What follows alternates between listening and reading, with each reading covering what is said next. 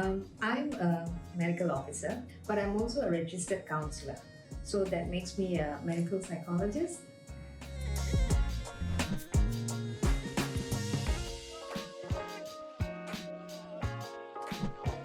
Okay.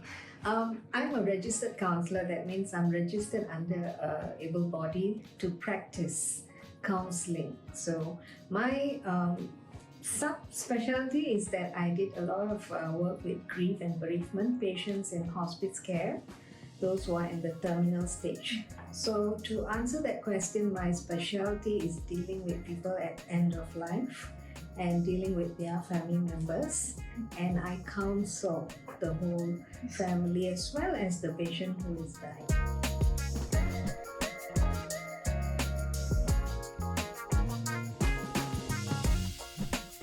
Typical Indian family, eldest daughter must do medicine.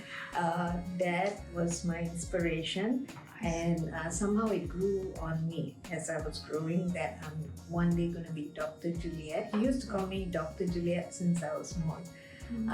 So that grew into me. And I did look into other options, but he somehow, said this would be good for you. And well, I liked it after that, and that's how I went into medicine.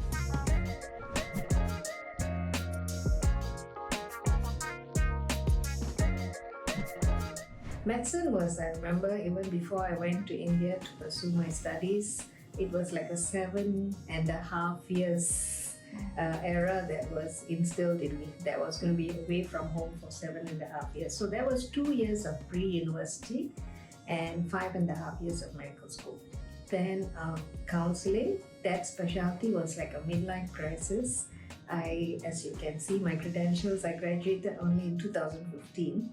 So that was the year I turned 40. I thought I must do more, and I found my passion in counseling my community within my associations, Catholic doctors and all. I was giving a lot of talks, and I liked it. I liked that part. So I walked into University of Malaya at that age and thought I should make it right, get a degree, certified, and practice it properly. So that was about 3 years in the master's program at University of Malaya.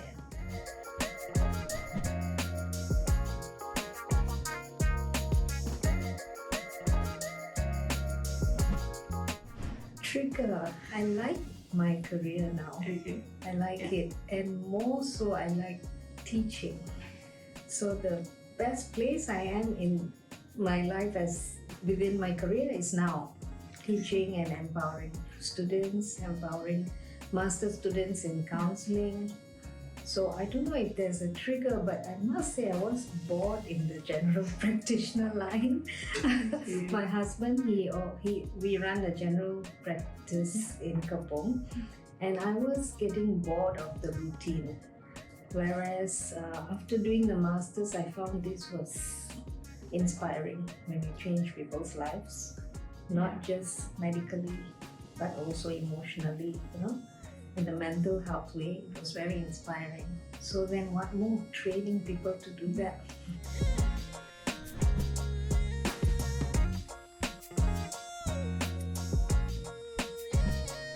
To tell you the truth, a basic degree in any field will bring you towards doing your master's in counseling. So that's why it was easy with my MBBS degree. But then you also have degree programs in counseling in Malaysia that you can join. So I have a lot of friends who are school counselors now who have just gone into the degree program as we go into the medical program and have got their counseling experiences, degree, and then they can go on to do their masters if they want to, specialize in other fields, but it's not something unattainable. So this is like a bit of boasting here, but my patients when I was in the GP practice used to say that I'm a good listener. So I think that's the only skill you really need, to be a good listener. And I always quote this in my talks. When you listen, it should be to understand, not to reply. And many people do that, when they listen to you, then they'll tell you, yeah, I also had this problem, I also faced this. Counseling is not about that. Counseling is just to listen, to understand, and make that person's life better.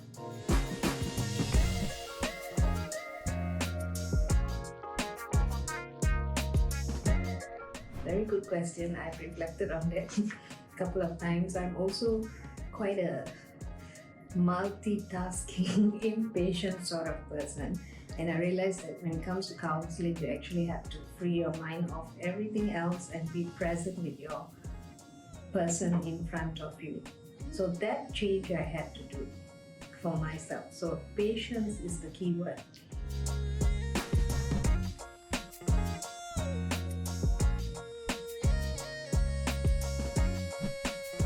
Oh, the whole concept of studying about the human body and being able to one day treat was inspiring. That you had the chance to treat someone. And I did medicine in India, poor patients, people who had a lot of ailments, and you being part of their recovery was that was a big deal. That one day you're going to be in a profession that helps these folks. That was a big thing for me, yeah.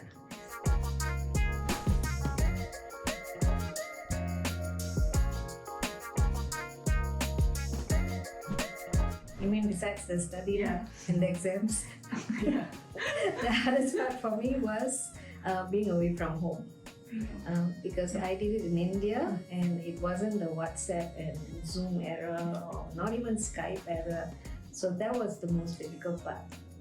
I remember every time my parents sent me off to the airport, I would cry on the flight. Even though I had like 3-4 visits home during my stay in India, I would still cry because it was sad leaving everyone and going to a place to, far to study.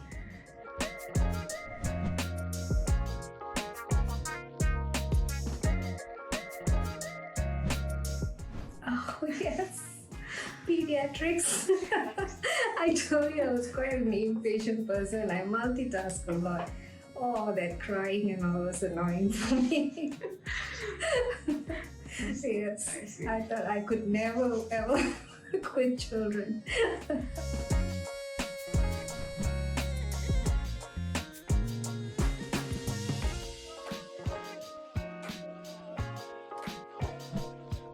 In counseling, especially, they think that because we're counselors, we are experts of advice. It's not. We are experts at listening and being present. So a counselor shouldn't be your expert at telling you what to do with your life, but to advocate. Right? So many people think when you go and see the counselor, everything will be solved. She will tell you what to do next. That's the misconception.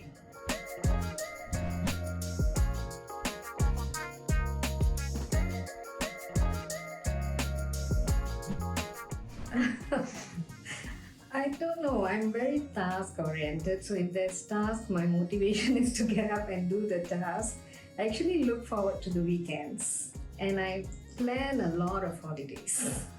People get surprised the amount of holiday breaks I have in between. On a daily basis, I love to cook and my family love Indian food and I love to eat.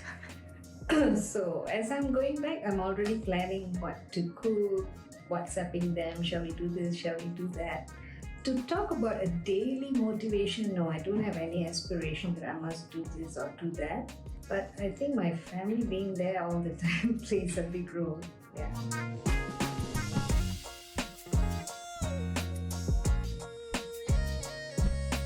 Tea.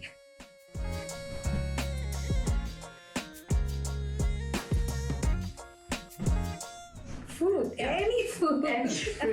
You must ask me what's not my favorite food, but basically I'm a typical Indian who loves the spices and curry.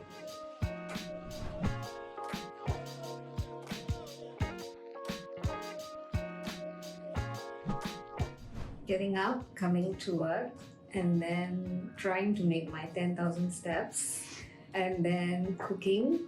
Well, we choose some Netflix movies or, Never Have I Ever seasons or whatever every evening. And yeah, that's it. And yes, my biggest joy now is my 2 dogs that we got. So it's become a routine now to go back and spend time with them.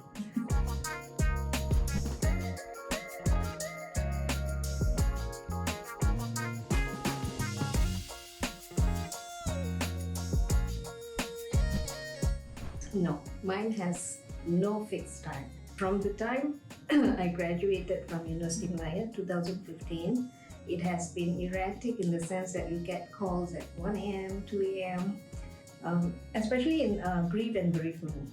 If a patient is dying, there's no fixed timing for that. So you must be on call. On call sounds very duty-like, but in counseling, it's more being there to comfort, to care, right? Just being there. And then, even my Sunday, I was telling my children, there was a call from this adolescent who felt very suicidal. And, I had to spend some time talking to him until he got to the hospital and I could reach his father to get to him. So, definitely not fixed timing. But also depends on which field you're in. School counselors will probably have a more fixed this thing, or employee care counselors in organizations would probably have a fixed time, but not in grief and bereavement or other forms.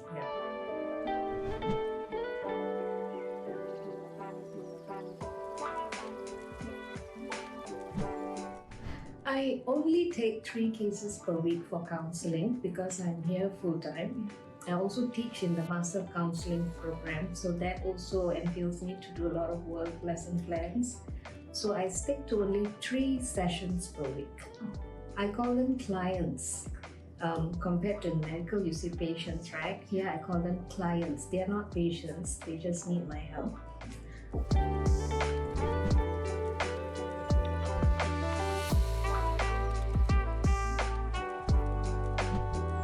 Oh, at least the longest, usually the 3rd session.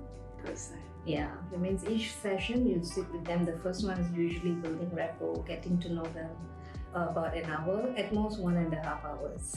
So the longest I've taken is about the 3rd session.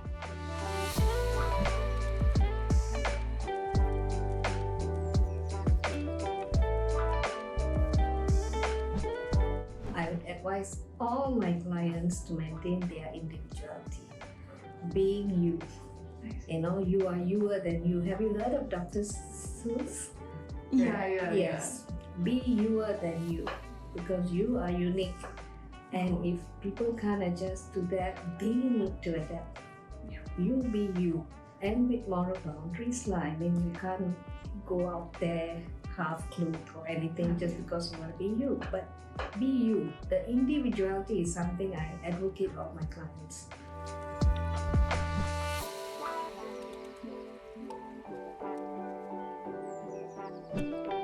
Dancing. Dancing? Wow, that's dancing. interesting. Yeah.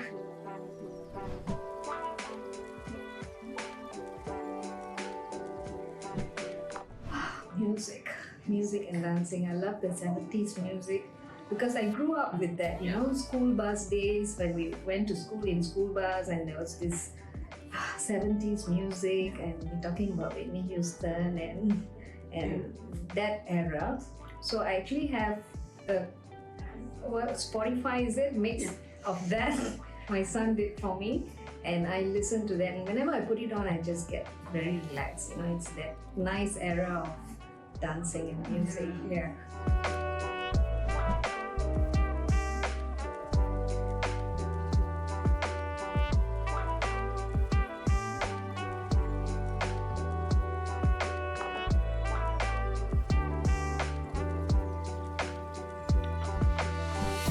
The whole idea of the associations all were because of the social life. I had friends and they said you could contribute here. And these associations were a matter of my social life, besides family.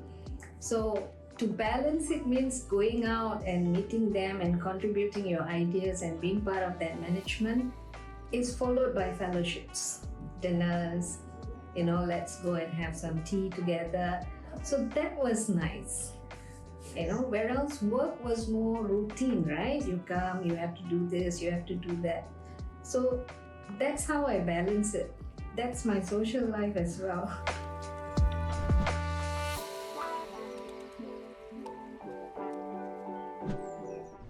Right. Besides counseling, I like cooking, but I don't know if I'm good at that. I like dancing and I like mixing crowds. I like to go out, and if I see some folks are quiet in a corner, I would just want to sit down and get them to be involved. That's really Yeah, nice. I like doing that. I like see. picking them out and starting a conversation. Yeah.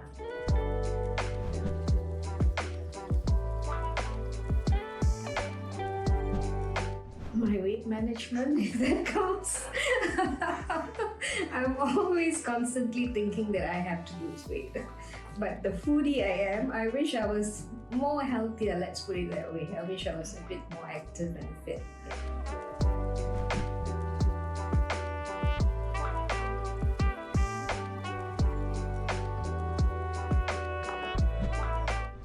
Yes, many times. Many times, especially the early years as a practitioner, many times.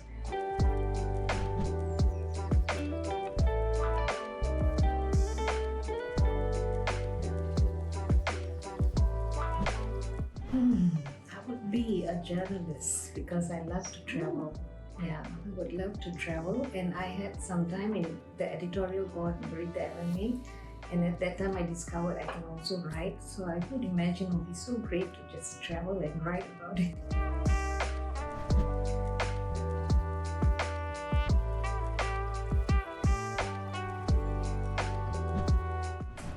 Wow, yes.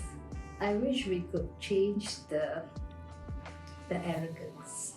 It's a very humble profession, and it was meant to serve the people, care. But a lot of arrogance has come into the picture. It's that God complex about I'm a doctor, and with that comes the position, the authority. I wish that would change. And saying that, I'm not saying many people are like that, but I wish it was more towards serving patient, less bureaucracy.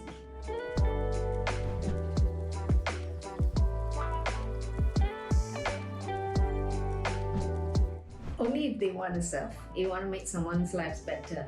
If you think that you have the skills and you can actually do that, then you should. Your own experiences will tell you what kind of a person you are and whether you want to change another person to be better. Counseling was also another reason, was because my husband and I, we lost a baby, right? Caught that.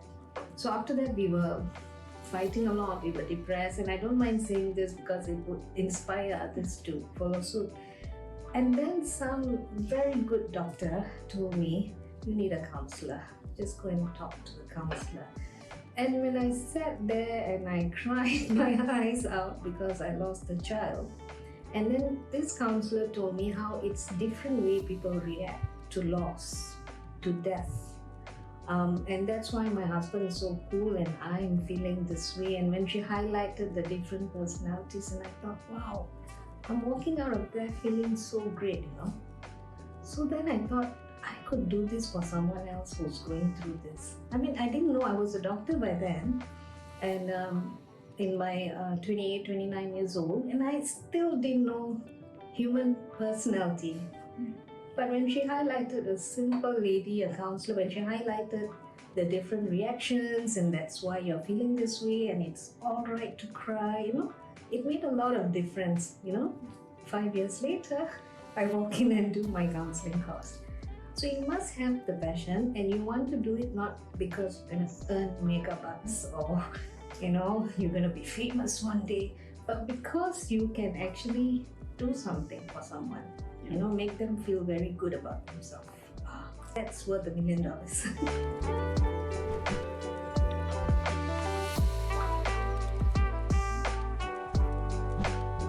Because of the time. Yeah, you need a lot of time to prepare. If you have a case that's referred to you that you don't know anything about, you need to do research. You have to keep up with the times.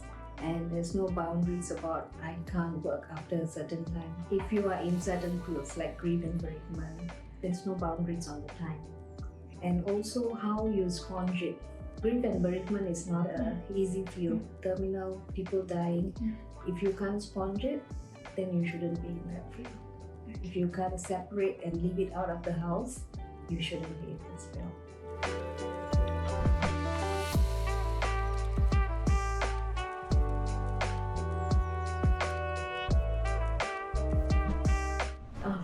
that's why, thank God, I've got a bunch of friends that I know from small, and we grew up in the same taman. They're not doctors, they're not even anything to do with the medical field. So I go out with them.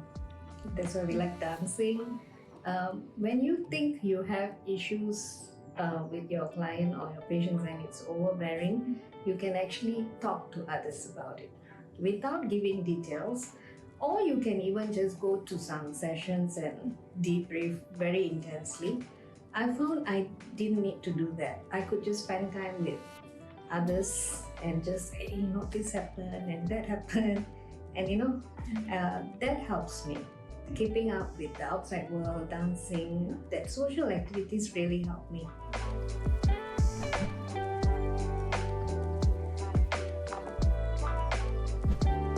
Yeah, I would propose to all medical students to be here only if you think you love this, because whatever else has to be the bonus. You have to love this. If you love this, then you're going places. You need that passion inside you to do things. And then even if you can't make it, or I've got very good students, and my friends who were good students who failed, and now they are amazing doctors. And that passing and failing and your marks doesn't make you a good doctor. It's your passion. How much care you want to put into this. So if you don't have that fire inside you, that passion to do medicine, don't.